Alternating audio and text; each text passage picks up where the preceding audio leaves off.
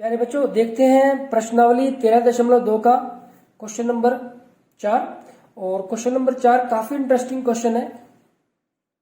इसमें कहा गया है कि एक कलमदान, पेन स्टैंड की बात हो रही है, घनाभ के आकार की एक लकड़ी से बना है, जिसमें कलम रखने के लिए 4 शंक्वाकार गड्ढे बने हुए हैं।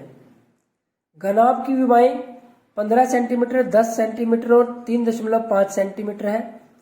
प्रत्येक गड्ढे की त्रिज्या 0.5 सेंटीमीटर और गहराई 1.4 सेंटीमीटर है। पूरे कमलदान में लकड़ी का आयतन ज्ञात कीजिए। देखिए आकृति 13.16 है। तो ये हमारे पास आकृति है। तो प्यारे बच्चों, ये हमारे पास वो पेन स्टैंड है, वो कलम दान है जिसका हमें आयतन निकालना है। अब इसमें जो कलमदान है, इसमें क्या है, 4 गड्ढे हैं और वो गड्ढे कैसे हैं, शंकु के आकार के हैं, शंक्वाकार गड्ढे हैं। जैसे कि ये देखो पेन जो इसमें रखा गया है, शंक्वाकार रखा गया, तो शंकु के आकार के गड्ढे हैं इसमें। और ये जो कलमदान है वो कैसा है, घनाभ के आकार का है। इसकी लंबाई, चौड़ाई और ऊंचाई भी हमें दे रखी है। प्रत्येक गड्ढे की त्रिज्या भी दे रखी है और गहराई यानी कि ऊंचाई भी दे रखी है। तो पूरे कलमदान में लकड़ी का आयतन ज्ञात कीजिए। तो हमें क्या करना है, पूरे कलमदान में लकड़ी का आयतन ज्ञात करना है। तो प्यारे बच्चों, क्वेश्चन को करने की एक अप्रोच ये भी होती है कि हम ये लिख लें कि हमें करना क्या है। हमने सबसे पहले देखो यहीं से स्टार्ट किया, हम इसको यहीं से स्टार्ट करते हैं कि हमें करना क्या है।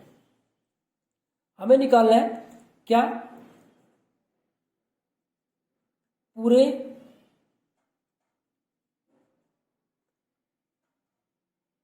कलमदान का आयतन।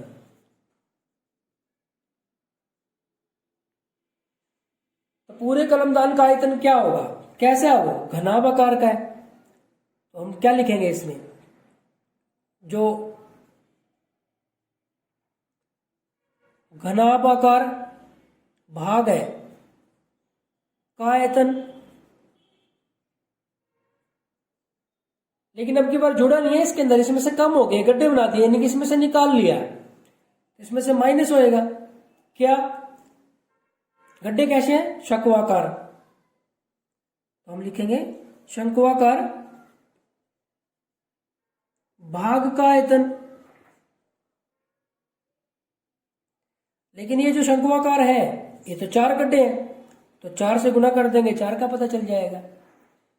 अब जो घनाभ का आयतन क्या होता है, LBH, स्मॉल में भी लिख लेते हैं, कैपिटल में भी लिख लेते हैं, -4 गुना में शंकु के आयतन के क्या फॉर्मूला होता है, 1/3 पाई r स्क्वायर h।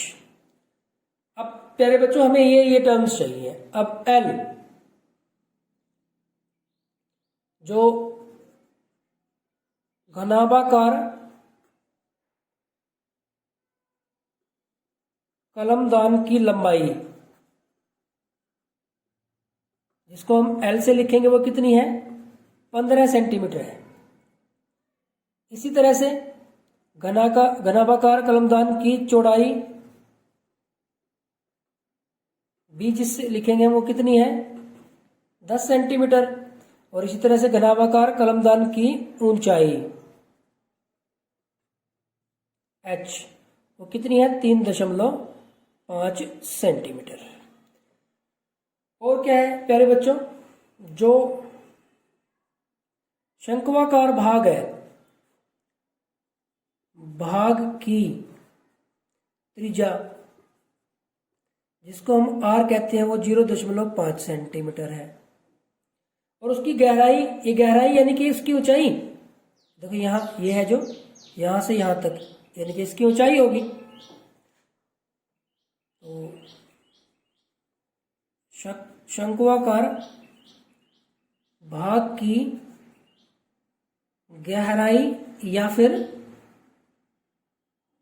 ऊंचाई h, ये है हमारे पास 1.4 सेंटीमीटर। तो प्यारे बच्चों, आप देखेंगे इसकी हर एक पार्ट हमारे पास उपलब्ध हो गया। इसमें अब आप मान रख दें। L 15 गुना B 10 गुना में H 3.5 माइनस 4 गुना में 1/3 गुना 22/7 R हमारे पास है 0.5 गुना में 0.5 और गुना में H का मान है 1.4। तो प्यारे बच्चों, अब इसको देखो, हम हल करने के लिए क्या करते हैं, यहाँ पे तो हम 10 लगा लेते हैं, दशमलव हटा देते हैं। यहाँ पे भी हम 10 लगाते हैं, दशमलव हटा दिया, यहाँ पे भी 10 लगाया, दशमलव हटा दिया, और यहाँ पे भी 10 लगाया, दशमलव हटा दिया। अब सारे दशमलव हमने हटा दिए। अब 5 दिया 15, वैसे भी इसके तो काटने की जरूरत नहीं, 10 के साथ 10 ही कट जाएगा, ये 15 रह जाएगा भाई हमारे पास।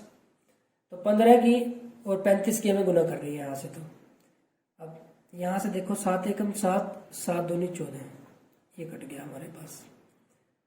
और हम कुछ कैंसिल करना चाहे, चलो 5 एकम 5, 5 दूनी 10, ये 2 इसके साथ कैंसिल हो गया। 5 एकम 5, 5 दूनी 10, ये 2 इसके साथ कैंसिल करके 2 रहने देते हैं। अब इसको 5 को कैंसिल करोगे आप, 5 कैंसिल नहीं होने का, 2 पे तो हो जाएगा लेकिन 5 पे नहीं होने का, तो इसको ऐसे ही रहने देते हैं। एक के बाद हम दशमलव लगा देंगे, वो ज्यादा ठीक रहेगा बल्कि हमारे लिए।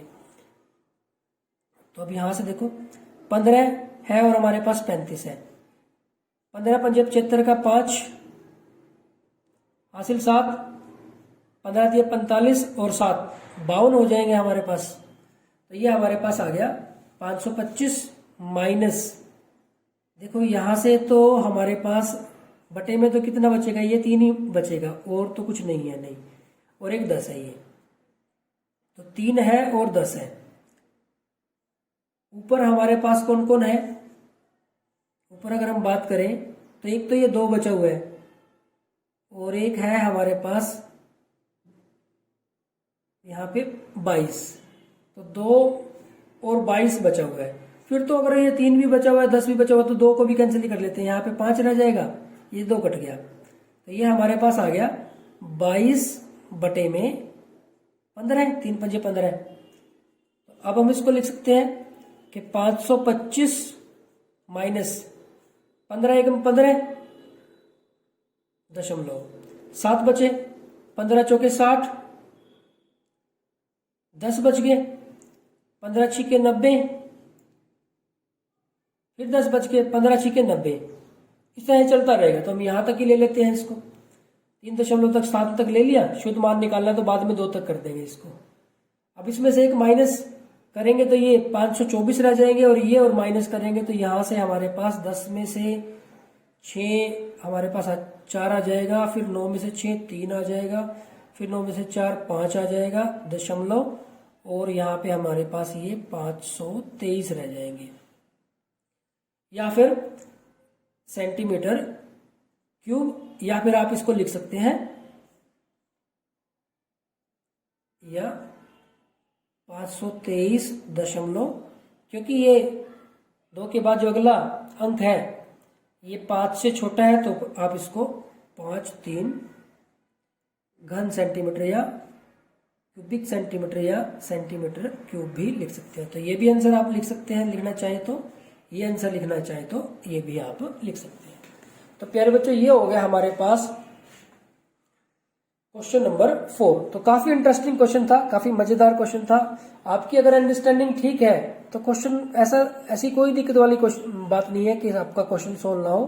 तो कैलकुलेशन का आपको थोड़ा सा ध्यान रखना है।